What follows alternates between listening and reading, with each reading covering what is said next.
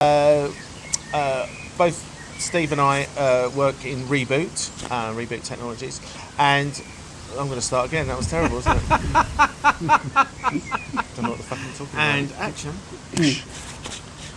Nearly did Ed Winchester again then. Right. Just calm down, just relax. Hi, I'm Gregory J. Baker, and today on Reboot TV we're going to be interviewing the lovely and wonderful C.M Parry. And to my right I've got Stephen A. Jakes, who works with me as a neuro reboot technician. There's a series of these interviews, so if you check us out on our YouTube channel you should see other ones, all different walks of life of different people, all ages.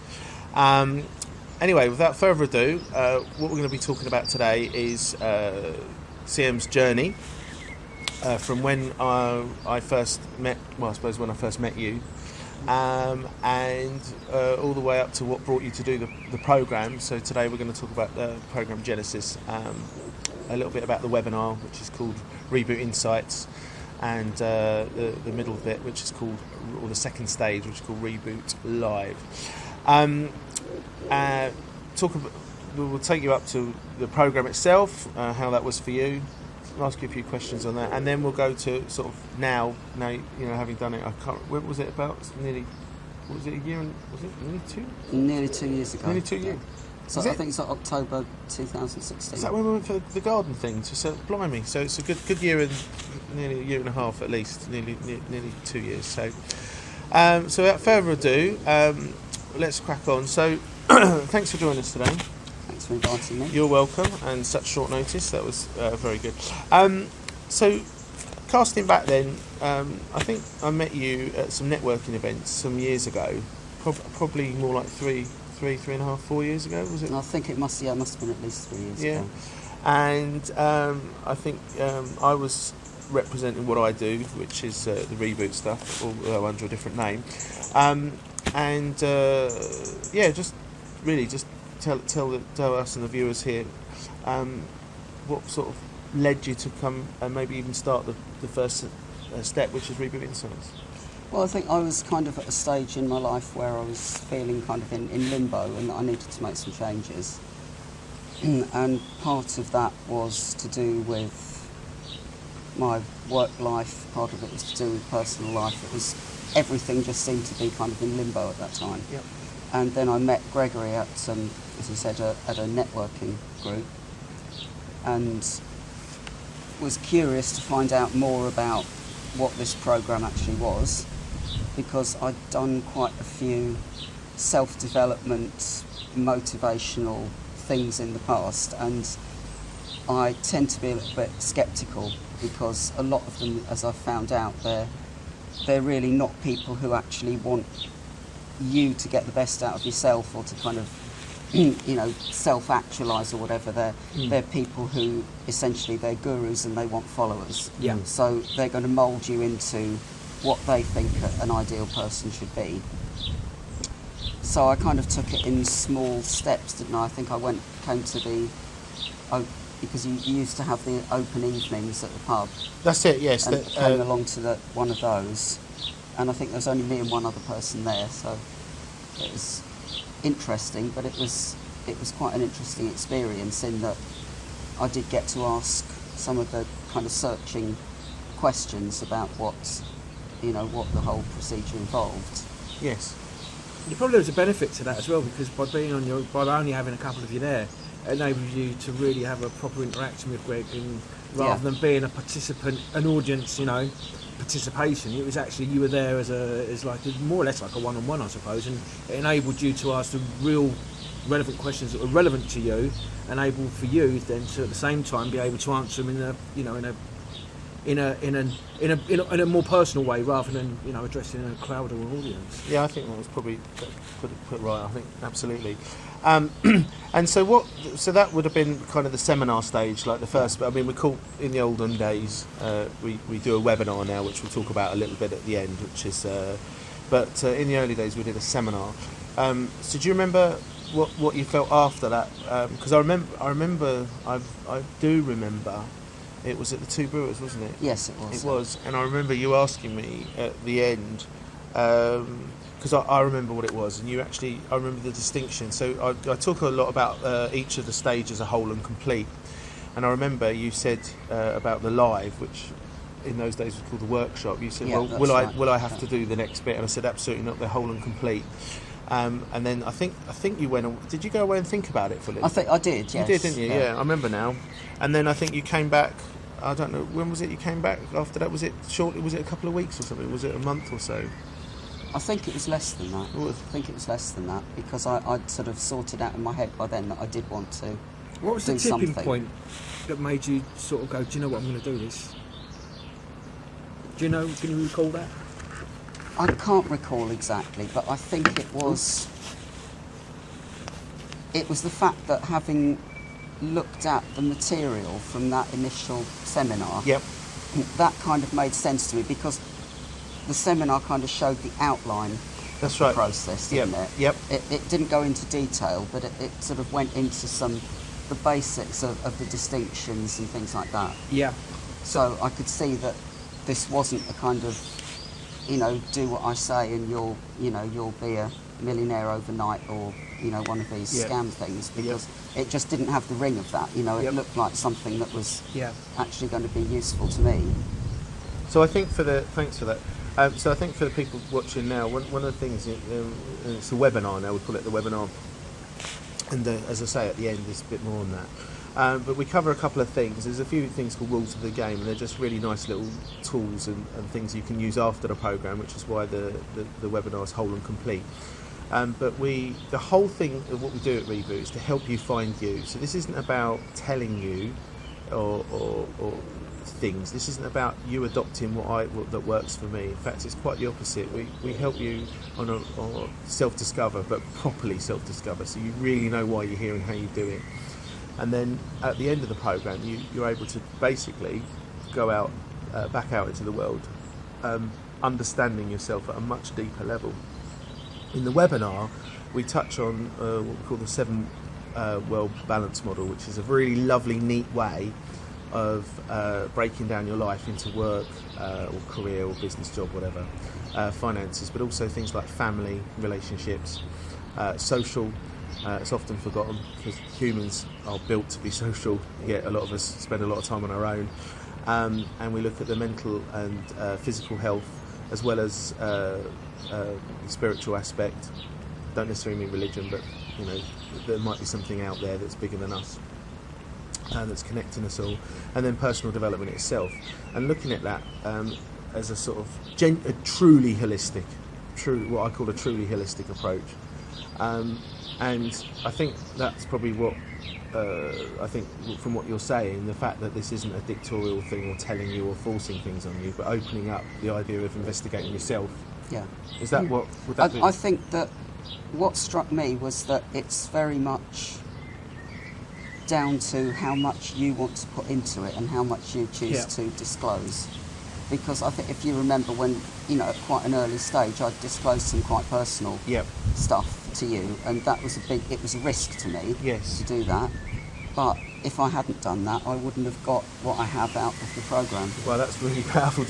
I know you probably have something to say. Yeah, it is really powerful because I think that this whole programme, the success of this and your personal success and how you move on from where you are, how you're stuck, what's going on, all of the stuff that's going on in your life, is that by really actually being able to, and we create that safe environment, there is no judgment in it, is to be able to do that, because those fundamentally are the things that hold us back and the things that block us, and we're fighting to go there, and we always constantly avoid them. And by constantly avoiding them all the time, we never get to the core issue of the thing that actually really is stopping us, hurting us, and growing and developing as a human being. We always now seek to avoid by drink, drugs, or some other avoidance mechanism.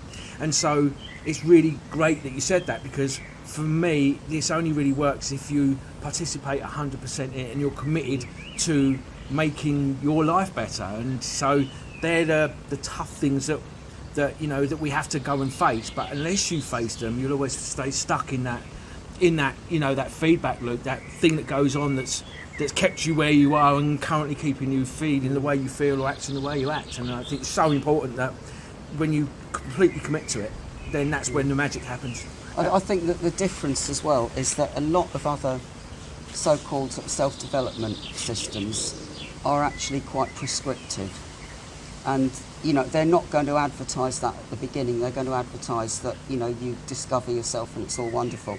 But when you actually get underneath the bonnet of what they do, they are asking you to ignore or suppress or censor certain aspects of yourself, or even tell you that certain aspects of yourself are wrong. Yeah.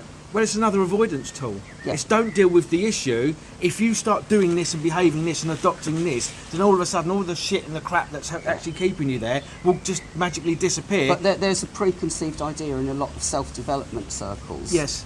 Of an ideal human being. Yes. You know, it's not explicit, but they're working towards this particular human ideal, and often that is coloured by all sorts of social norms and all sorts of things that they haven't. The people who design those systems probably haven't even acknowledged. So the people that are telling you not to be a sheeple is actually theoretically getting you to become a sheeple. Yeah. It's like interesting, and I think anyone who calls you a sheeple is a sheeple. I'm sorry. Yeah.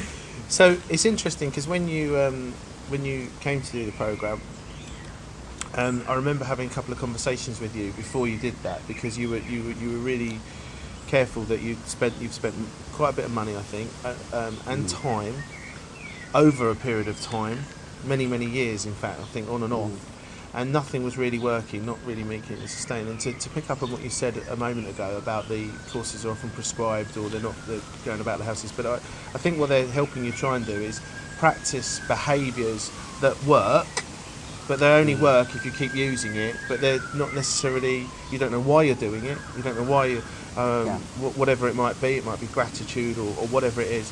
But the point is, because you don't know why you're doing it. Well, that they're closed source, aren't they? They're black box systems. Yes. You know, whereas this I like to think of as an open source system. Oh, I don't know. You know, whether you're, that's cool. How like open that. you are to get, giving away all your that. materials on open access or anything everyone like can, that. Absolutely. But I mean, they are, as far as I know. Everyone, so I've got a high five for you. Everyone's able to look at this system and see how it works. Absolutely, it is very. Reject it if they think it's a load of crap, or absolutely accept it, or accept parts of it and not accept other parts. No, I totally agree with that as well, actually. And although majority of it does work, there is, for me, that ability to actually either take it on board and use it, or if you choose to turn away from it, really, and only use the bits that are necessary for you. But realistically, it's all about that coming back to being your true, authentic self, and all this basically really does is enable you to get back in touch with who you really are and start being who you really are, rather than all the learnt stuff. That's right. And a lot of the other stuff, like we're talking about, the personal development stuff, are now all tools to take you away from being who you really are. They're just another behaviour or another belief system or another tool that actually takes you away from actually empowering the real you, and you get further and further and further and further away from it. And the danger of that is the disconnect that you've already got between your authentic self and who you really are actually can become greater and greater and greater. And if we go and look at my interview, that's what happened to me. And I think that's what happened to you. I just got further and further and further and further away, and think, hang on, I've got all these tools, I've learned all this stuff, but actually I'm feeling a lot more shitter than what I was when I first started the journey. So anyway, I just thought I'd that's absolutely, I think that that harmonises. I've got that in there. Yeah, I think it's an interesting issue as well, in terms of how your relationships with other people change once you've gone through this process, because I mean, you've probably noticed this as well, that your relationships with some people will actually worsen. Yeah. Because they're trying to drag you back to being the person that they perceive you as. I have nobody anymore. Yeah. Well, not from my old circles, really. I don't really have anybody. Exactly. But the flip side of that is that by being more authentic, the people that you actually want to attract are going to notice that. In the last 3 months, it's not a quick process, No. but it does happen. It's a gradual process, and it can be quite scary, because initially you think, I'm going to lose all my friends. Yep. I'm going to lose all my support system. But then you realise they're not really but then your friends. you realise they're not. No, exactly. No. And those ones who are really supportive are still going to be there. Yeah, and then absolutely right. And I think for me, in the last 3 months, I went from literally we spoke about it in there, like my 9/11 happened, and literally everybody left me, and I didn't reach out to any of them. But since I've done this program, in just 3 months, the people that I now have in such a short period of time that I'm spending my time with, Gregory, people that he's in, Jonathan, and other people now, they're just such amazing human beings, and I'm just so happy to spend my time with them. It's not a challenge. I don't feel challenged. It's not we all have our disagreements and stuff, and we might not agree on stuff, but it's not a challenge. I'm not having to constantly worry about who's going to nick the next £100,000 off me, or steal my business partners, or there's always an ulterior motive. I can just be really open and honest, because they're the people that now and not fear of being judged. Yeah, not fear of being judged either, and being able to be totally honest and be about myself and being myself. So that's liberating. It is liberating. Yeah. And I've seen, and for those of you at the home, I've known CM now for probably about 3 years, I'd say, and since completing the program, it's like almost every couple of months, I see, another layer's come off, and and it's been lovely, and your confidence has got. It's like you say, it's not been necessarily rapid, but it's been it's probably been appropriate, because you're going at your pace, you're changing at becoming more yourself. Yeah, I think that's actually something else that I've discovered, is that you don't have to change everything at once. No. You do things when they're right for you, and yeah, that's powerful. You talk about in the program about valid excuses. Yes. I'm starting to recognise when I've got a valid excuse. Yep. I'm using a valid excuse for not doing something, and I think, well, is it that I don't? I can kind of apply that and think, am I using a valid excuse, or is it genuinely not the right time for me to do this? Powerful. That's powerful. You've seen that one decision that I made recently. Yeah. That I did decide it wasn't the right time for me to do it. Yep. There was an element of valid excuse, but it wasn't just that. Yes, absolutely, and that's powerful. So CM talks about valid excuses. So on the webinar, you'll see, if you join us on the webinar, or come to a pre-sites, which is a informal chat at the pub. We'll talk a little bit more about that, but not in this interview. No. Excellent. So taking you up to, going from, I remember you coming to do the workshop, and then I don't remember whether you booked there and then. I can't remember. Did you book on the day, or did you? I don't think I did. I don't think you did you? No, I didn't, No. because I think we had a discussion about payment, and how the payment was going to work. Yep. So I think I went away and thought about that, and then came back to you. It must be about a week later. It wasn't very long. It wasn't long. It wasn't very long between those two. So for the viewers, would you say we're fairly I wouldn't say adamant, but we're strict that we don't try and sell this. What we do is we educate and share what we have, and that our goal is to help you be you. And we have the 3 stages. As I say, the first stage is the webinar, the Reboot Insights, and it's an eye-opening kind of where you're at, sort of stake in the ground, and you get an idea, and that's whole and complete on its own. And some people go off and they do their own thing, and they might go off and get some hypnotherapy, or might not do anything, or whatever. Those people that think that it feels about right. So we don't talk about right or wrong in Reboot. We talk about, we have a sense that it feels right. We don't preach. And then you did the what is now called the live. We called it a workshop then. And then I know you were concerned with being sold to. I remember that on a couple of occasions, and I'm fairly certain I was sensitive to that, in the fact that this isn't. I think I said to you this. I remember actually saying to you after what is now the Insights. I remember saying, look, this is something that you need to choose for you. This has got to sit right in yourself. So we don't. Again, if you're watching this video and anything's resonated with you or sounds familiar up to now or towards the end, this is up to you. It's your choice. If you're ready for transformation, or you're ready to start the process of transformation, it's your choice, and that's the most important part of this. This has got to come from you. When in the early days of me doing this, I was quite convincing. I could probably rent snow to Eskimos over and above selling it. But that's not how this works. This is about your choice, and you'll make your decision. So, I think I sensed that, and that was what gave me confidence that it wasn't a scam. Yep. Because there wasn't a sense of, give me a credit card now and then, and get one free by the end of next week. If you order one now, you get a free packet of lard. Yeah, or there's a discount or anything like that. Yeah, there's a discount if you pay immediately, and then tomorrow all the discount will have gone. No, we don't do that because it's not about that. This is about you being you. So then, if we then fast forward a little bit to you actually coming to do the program, do you remember your program? I do remember my program, and I wasn't feeling very well because I had a cold. Mm-hmm. But I just want to point out that everybody that does the course is always apparently ill just before they do the course. Yeah. So there's sort of some. That's interesting. Yeah, it's very interesting. It's something like your body's you're preparing unconscious because I don't want to change. That's it. No, and it'll go right. You're ill. I was the day I remember I did it. I mean, I was like, I'm really, really tired. I was like, unless you were talking about something you loved, then your energy poked it. And then I went back in, and then we had Adil like the day before he did it. He got strep throat, and he was really ill. And you were saying that you were quite ill as well. So, and do you get ill often? No, not really. No. No.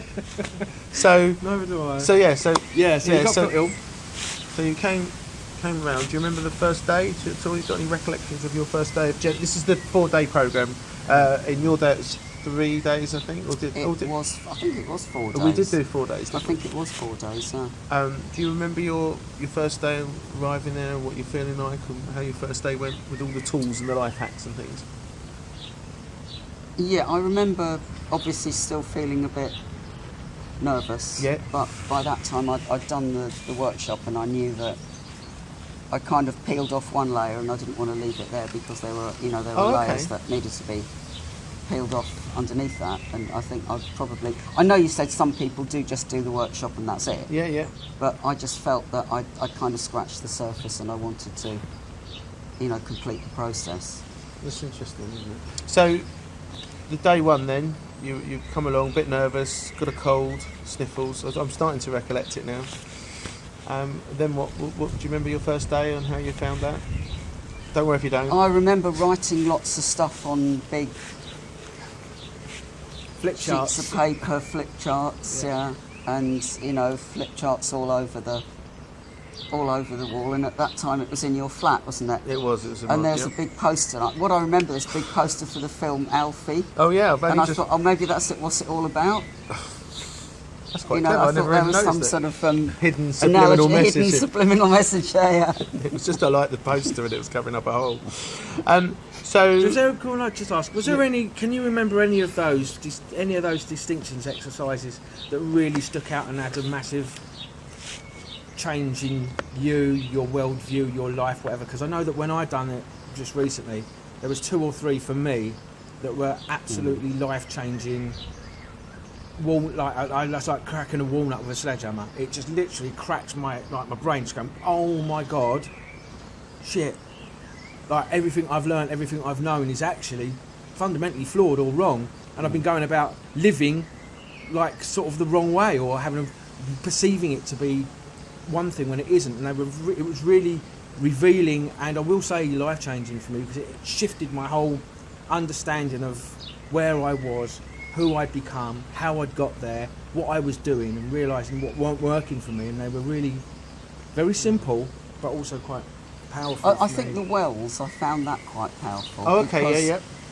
That kind of brings up areas where, you've got it in your head that this is all right. I don't need to worry about that area of life. And then suddenly you do the wells and you realise, no, actually that well's almost empty. But it's really funny you should bring that up, because we had Vernon yesterday, and he did and said exactly the same thing as you. So that was quite eye-opening, and because what we then discovered. What you're doing is you just shut it. You're putting it on the back burner because you don't really want to think about it, and you're telling yourself it's okay. Yeah, and lying to yourself, and also focusing on maybe the one thing it that you think. It really does force you to be scrupulously honest with yourself. This process, which is why it's probably not for everybody. If you don't really want to examine yourself, it's not for you. Which is sad, really, because we're all here to live a journey, and when from day dot we're programmed to not be us. We're programmed from the day we come out not to be our true authentic self, and to fall into the rat race, slave driven society trap thing. Not everybody, but it's sad because this sort of does actually bring you back to rediscovering who you are and then able to start living the life that you actually come here to actually live.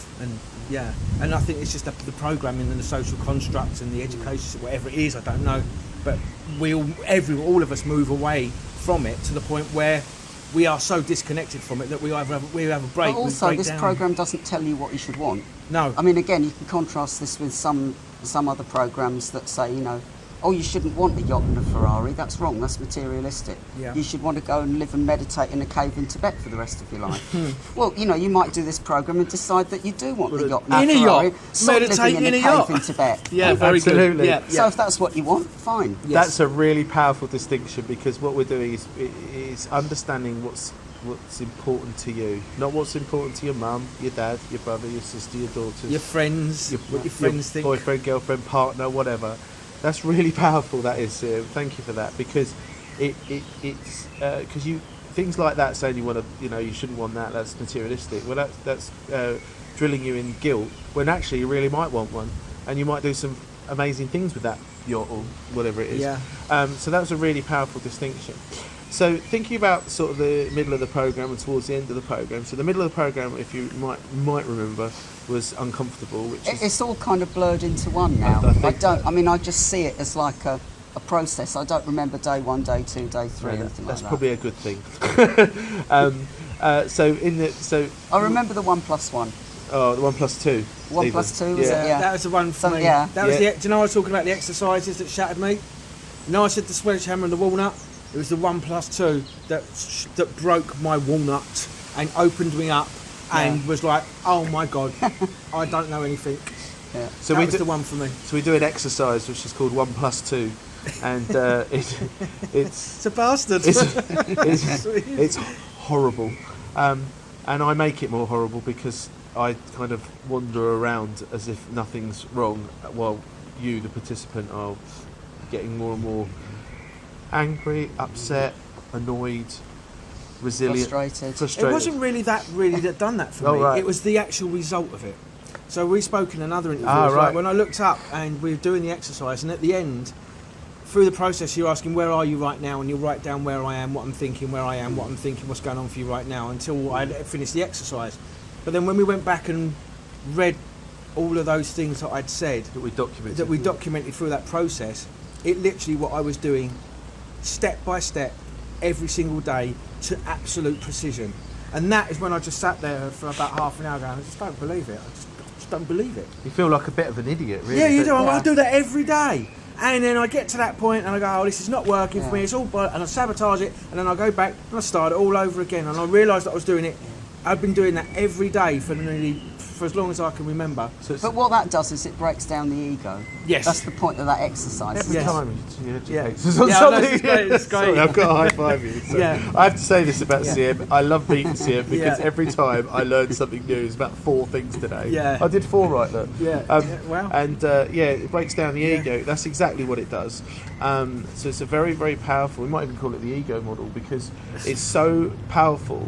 It really puts you in your place I'll tell you what the other result. It cracked me open and said, I don't know anything anymore. This is really powerful. I surrender to this process. Do you know? And I've just worked this out on camera, if you like. That's linked to judgment. So your ego gets shattered, so is your capacity to judge. I mean, you still have a capacity to judge, and you'll still have a little bit of ego, but instead of being 100 out of 100, it's down to 3 or 4. Yeah.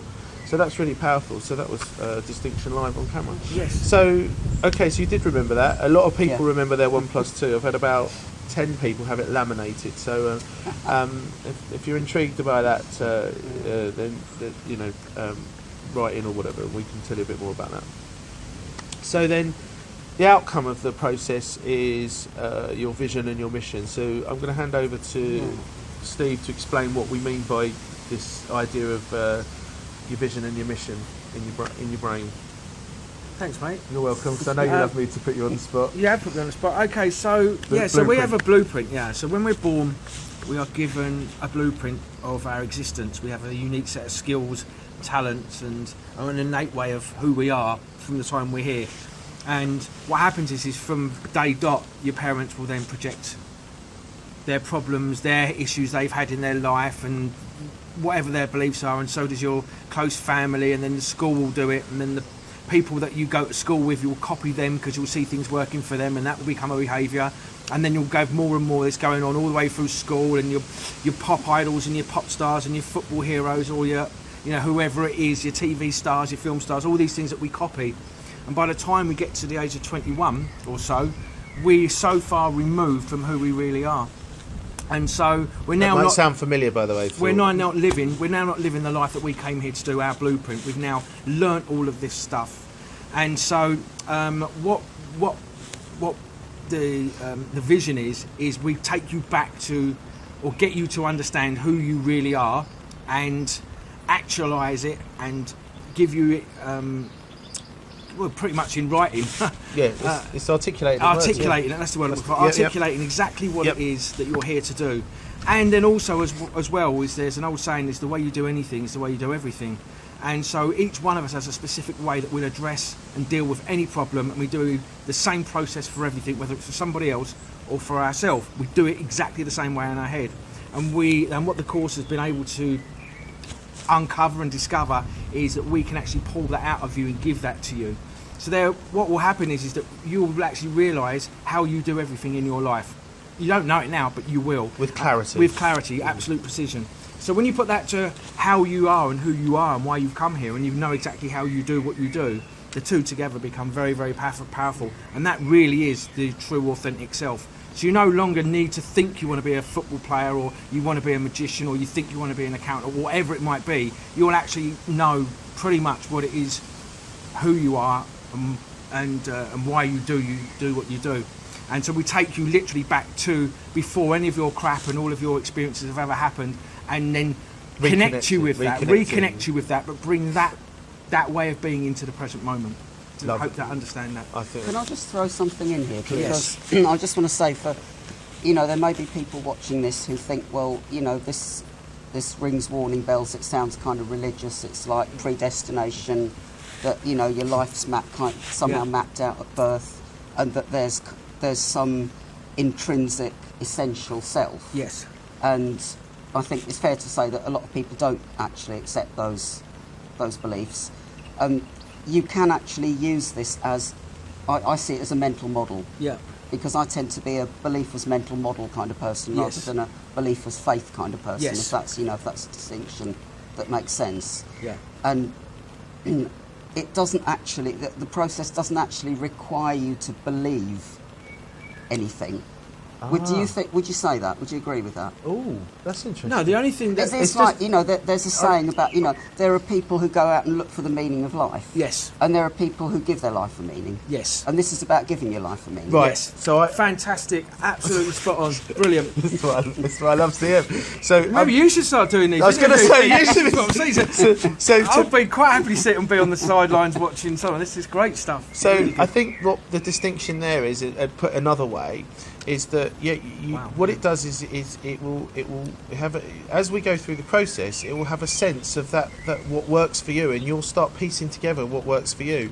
So you'll actually create a whole new set of beliefs, but you're creating it. So a bit like what you said. Is that what you mean by that? Yeah, they're kind of meta beliefs. They're beliefs that you accept as beliefs, but you can use. And that that work for you, and it gets rid of those beliefs. And it's an alignment with who you really are as well, a little bit. Which is what the program used to be called, alignment. So that's a really powerful distinction, and we've captured that on camera, which is even better. So, do you remember so you then got your vision and mission. Do you remember after that? My brain's gone onto the wacky video we did a few weeks later. But do you remember how things changed for you after that, either quickly or progressively? Can you start remembering how the shift for you, I suppose?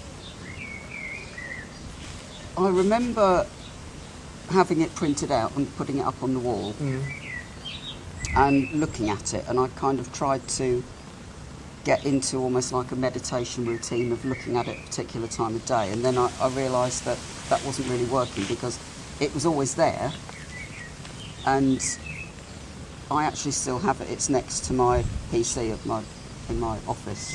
So whenever I do anything, I can now look at that and think, is this working towards that? this is really good because that's a great question. And what was just because I just had a little moment here. So when we right at the very beginning, Greg talked about the limbic and the neo, and how the thinking and the feeling.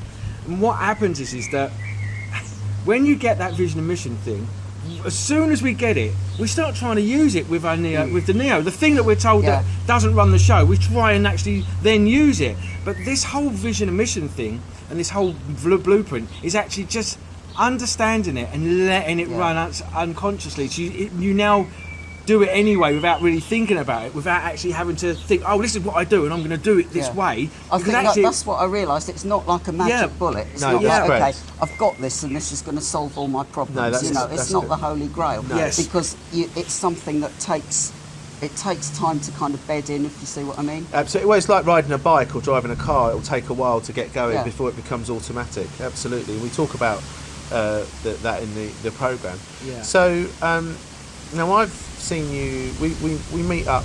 I was going to say regularly, but infrequently. Is that a thing, or is it frequently or irregular? It's probably frequent and irregular. Probably, Probably frequently irregular. It's frequently irregular. And I personally see a change every time I see you, and it's either with maybe a relationship with your mum or your personal relationships.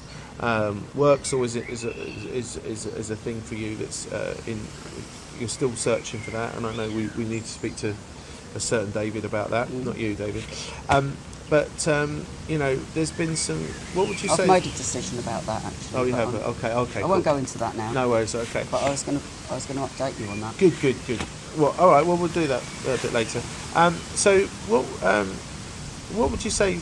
Some of the one or two key things that you've had since your reboot have been something that's made a real difference in your life for the better. I think the difference that it's made to me is primarily that I'm more honest with myself. I don't hide from myself, and I'm less able to fool myself about the motives for doing things. So what I'm hearing there is a liberation or a freedom. Yeah. So if people are listening to this and might feel stuck or trapped or something, and they're telling themselves one thing but really feel a different thing, what you're saying is you're not now telling yourself this different thing. You're actually saying, do you know what? I do want pink nail varnish, and I do want a rude tattoo on the back of my legs. Or a yacht. Or I do want to go meditate in Tibet. But it's about actually just being true to yourself and actually going, do you know what? And taking away the judgment that whilst everybody else might disagree with that, what you want to do, actually it's who you are and what you want to do. So I'm actually going to do. I will get that tattoo, or I will start to go hip-hop dance classes at 50, or what? Do you know what I mean? You remove the judgment, right? You don't care anymore. You don't care. For me, not in a bad way. Care. You just don't take on board their opinion. I don't care what you think, because that's not. You haven't got a clue. You don't know who I am. You don't know what I like. I know because for me, I didn't ever do anything because I was worried about what that person would think. So now somebody say, yeah, you should do that, and someone say, don't do that, and I'd get confused. Oh, I don't know what to do now. So because I'm worried about the judgment. So now for me, I don't care anymore. I just do what I know, what feels right, and I'm happy to do it. And if you're not happy for me to enjoy that or do that, then really I don't want you around, and I'm not going to even worry about it, and I don't care anymore what you think. And that's liberated me. Does that person actually want you to be happy, or Correct. do they want you to fit the image that they have of you? Yes. Another powerful distinction. Do they want you to be happy, or so? Fit the image that they have of you. I think is an even more powerful distinction. Yeah, fit the image they have of you. Yeah, because then you're trying to behave in a way that continues to fit that image you have. And you'll be an even more. You're living their version of you. You're living their version of you. If that sounds familiar, then perhaps check out at the end of this video some of the options that we've got. So that's quite powerful. So I'm sensing a liberation and a freedom from your own self, really, because it's our own self that put these. And so, how's that been for you on a day-to-day basis? Let's put you on the spot. I think it's made me possibly calmer. Oh, okay. And it's freed me from the kind of the wishful thinking that, someday when XYZ happens, everything will be wonderful. And I think a lot of people have that in the back of their heads. Wow. And that is actually something that keeps you from taking action. Because we like to have the holy grail there. We like to daydream. Well, I think and you so touched. when I do this, I when think I you win the touched on it. lottery, when I lose weight, or Yeah. when I look like Arnold Schwarzenegger or whatever, Yeah. I'm going to be happy. And it doesn't work like that. I think that what I've learned from this is that nothing's an overnight process. Yeah. And that's I think okay. you mentioned that, the way that people see you changing, and they will see it as a sudden overnight change, and it's not. Yep. It's something that's been under the surface for a long time. Yep. They see the tip of the iceberg, and Yep. only you know That actually, what the whole of the iceberg is. and that applied to you, everyone, and And yourself. I think also that goes What was back you to when I lost something really important. I was going to say what you said, but I've lost it. It'll come back. But the thing that going back to what you said was, it's like about it's a slow process, and I think that's because inherently, before you do this, everything's got to be now, and it's got to be about self-gratification. Yeah. And so that's the social construct that everybody's programmed to have and be. And so this is the complete opposite of that. And then all of a sudden you realise that it's okay to have a bit of time, and it's okay to the best wines take a lot longer to mature. Absolutely. And that's why it's different from a lot of other systems that will promise you overnight transformation. Yeah. Because they'll hook into that because that's what everyone wants. Yeah, because it's instant, quick. There's going to be instant gratification. Instant gratification. Yeah. So on that note, we could probably say that we promise you that you will get transformation long. And people talk about long lasting. This is not from our experience. I mean, we can't promise this, but it seems to be permanent. My reboot happened in 2011 in November, and to this day, I'm still getting transformation. I'm still getting benefit. But we talked about this on a previous interview. Is that you get to a point in your life. I mean, a lot of people that do this program tend to be in their late 30s, 40s, 50s, and 60s. And what you find is you get to a point where you're on this steady decline, as if you've peaked or something like that. When you do this, And nothing's going to change. or it's it's either like this. I is am the as good way as good I as- am. This is it. It's Yeah. all what happened to me. I'm never going to change how I feel. This is it now. I've peaked, and And so it's like the steady decline, Yeah. and it's just about occupying your time. What I've noticed we've had 43 people do the program, and it seems from those, I mean, some of them have gone abroad and done different things, but those that still keep in contact, there's a common theme, which is that rather than a steady decline, you get this steady incline. So it almost changes the trajectory of your course from a steady decline. So all of a sudden, things become possible where they weren't possible. Things where you killed dead, you actually give life to. Your friends circle starts to change. I mean, I know Totally. my friends that I have around me now are just the depth of care that I have with them. I know the bunch that I have now, they're going to be for life, whether I don't see them for a year or a month or 2 years, or whether I see them every day. I know they're going to be around for a long, long time. And what it does is it allows you to be okay with you. yeah, it does. It's just very lush. And each day, this is the thing I think, is that you get more okay in your skin. Yeah. You get more okay. I don't know if you find that. Yeah. And because it's nice and steady, it's not too overwhelming. It's like anything. If you think about water and the rock becomes smooth over time. It's not overdone. And this is, I think, what happens with this. But rather than a steady decline, it's a steady incline, and it's all areas of your life: love, friendships, family, Just your own money, health, well-being, health, happiness, your social circle, the experiences you have, just everything about it. And I think that's no fear. I mean, it's not to say that you won't have ups No, and no, I downs, agree you with won't that. have blips, but I agree with I that. think what I've found is that things that would have absolutely destroyed me and had taken a long, long time to get over before I did this, now it's a quicker process. Yep, and you can see And it it getting doesn't quicker and affect quicker me and quicker. quite as badly. Yeah, the other thing I was going to say. So the impact's lower. Sorry, the impact's lower, and you're getting over it quicker.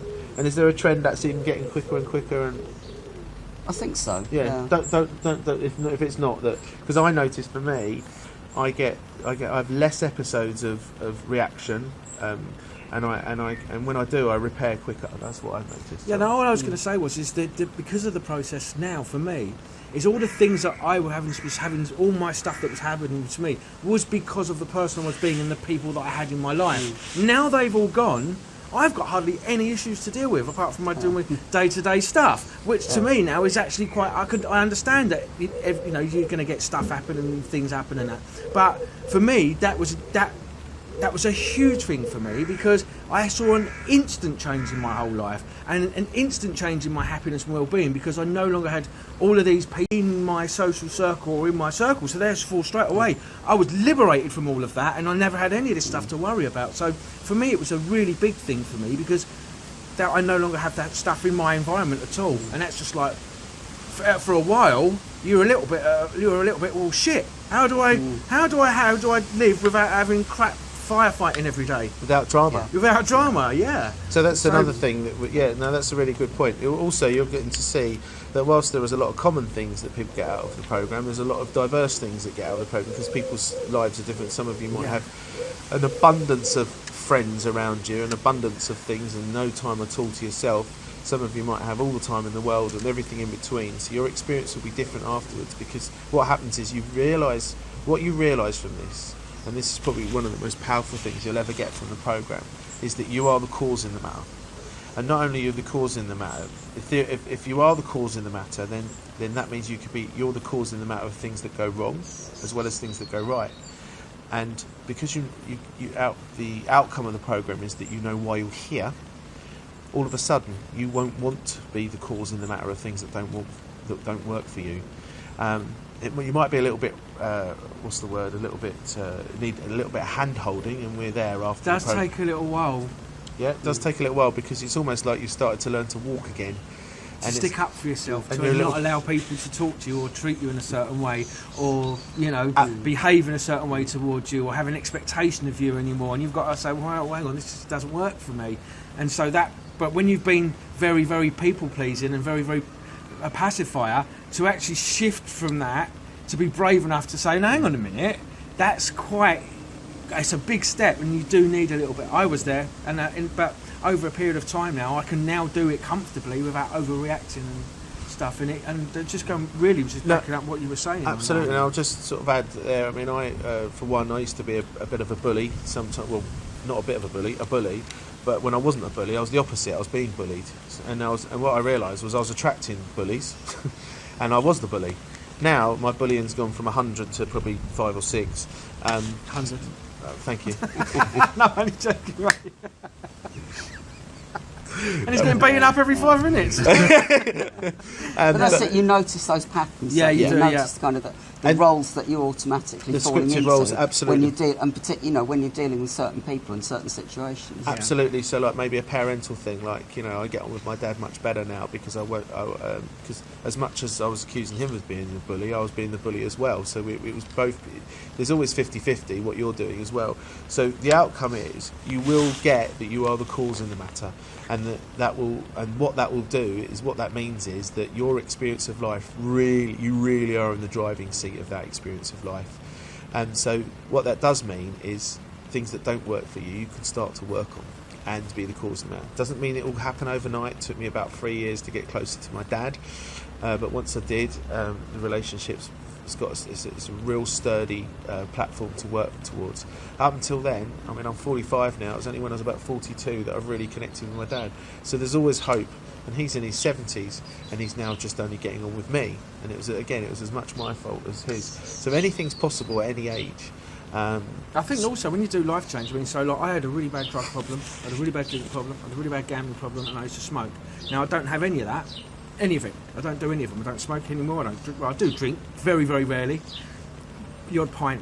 But what I found is that when I stopped doing that, the people that were close to me that were still doing those things, all of a sudden stopped doing it. So now I've got friends now that are no longer smoking. I've now got friends that have given up drinking for 4 months. I've now got friends. Now these are people that, I'm not saying that's indirectly down to me, but when you improve yourself and you do that for you, it does actually affect the close people around you, and it does empower them to look after themselves, and you can actually help them change their life just by you changing yourself. And that's what's happening. So that's what's happened with me and my parent. Well, certainly my dad and my friends. But Gandhi said, if you want to make change in the world, you've got to start with yourself. Yeah. And I always replace that. If you want to make change in your immediate circle, you've got to change yourself. This isn't about. And no one wants to be changed. Nobody wants to tell you. You don't want to be told what to do as much as I don't want to be told what to do. So it's the same for everybody. So have you got any sort of finishing things you'd like to add on anything? And no's okay, but is there anything else you think you might like to add that might be valuable to the somebody watching this? Well, I think what I'd like to say really is that it is an ongoing process. You know, it's not something that finishes when you've done the programme. Yeah. Because, I mean, you know that I've had insights into, you know, some quite major insights Absolutely. a long time after I did the programme. Yep. And it's something that does stay with you. You know, it kind of embeds itself into you. So you could almost say, I mean, I echo that. For me, it grows. So it adds and adds and adds. So it's kind of like, it's like a buffet. It's like a personal development buffet. You keep coming back for more.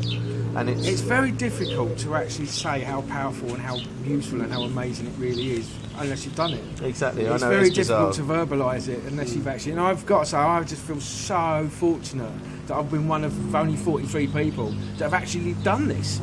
I've got to say, I absolutely feel blessed that I've been able to do that because of what it's done for me. But I also feel blessed that I'm now part of it. I mean, for someone like Greg to even ask me to be part of the company, the business, whatever you want to be part of the course, whatever it is, I feel blessed, and so I'm really fortunate. I feel so fortunate about that. You know, We're fortunate. Yeah.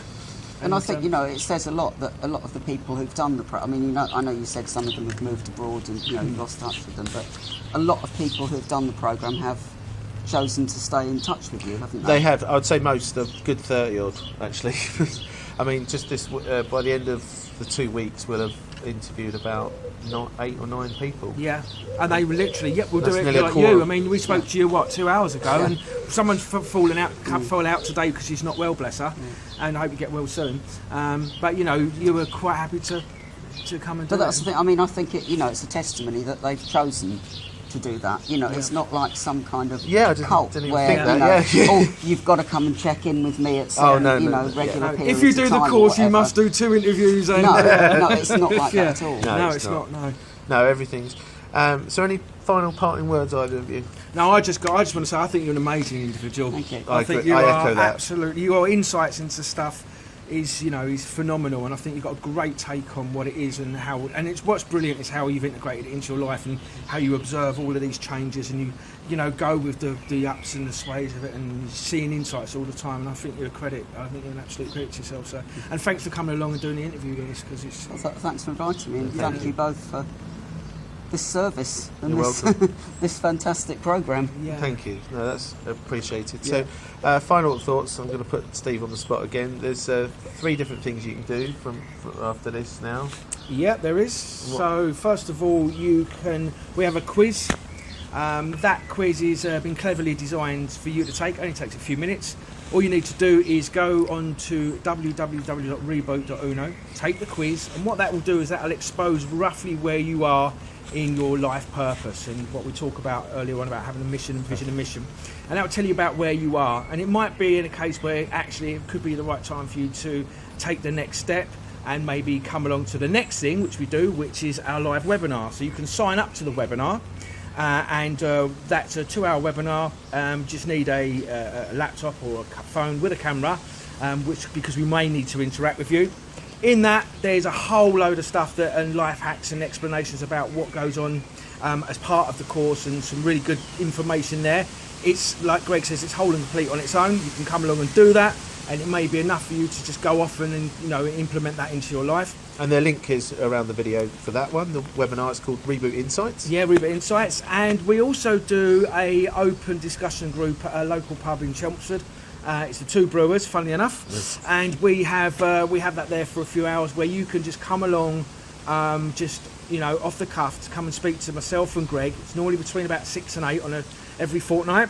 And you can come and ask us questions about the course, ask us anything in particular about how it affects people or what impacts it has before, after, during, if you didn't get anything from this interview. Or it might be you just got an issue you just want to discuss with us that we might be able to help you with. And if we can't help you, we've got a vast amount of very expertise around us that we can point you in that direction. So that's every fortnight at the 2 Brewers. On a Tuesday. On a Tuesday evening, yep. And so feel free to pop along and have a chat there. And you can go on to Eventbrite and search Reboot events or Reboot. So, I think that's it, really. I think that's it, yeah. Thank you very much for joining us. Hope and as I say, if any of those things, anything discussed today, resonated with you, either watch some more videos or come along do the quiz, the webinar, or come and look at our Facebook page. It's Reboot Your Life, or you'll be able to see some videos on there, some content, and get in contact with us through the Facebook page if you need to. Thank you, Steve. Thank you, CM. Thank you. And hope to see you another time. Take care. Bye. Bye.